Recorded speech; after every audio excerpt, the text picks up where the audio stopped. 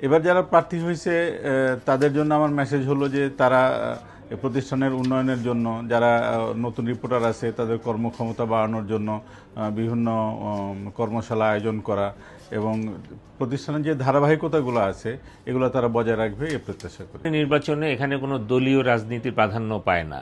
আমরা সব সময় এখানে যারা আছি মিলেমিশে আছি।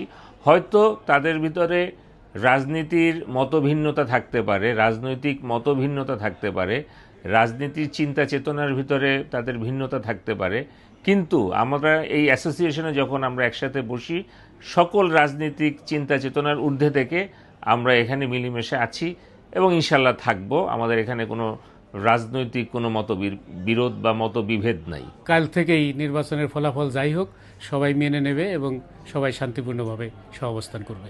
আজকে যারা প্রার্থী কালকে তারা বন্ধু, তাদের মধ্যে কোনো ভেদাভেদ নাই।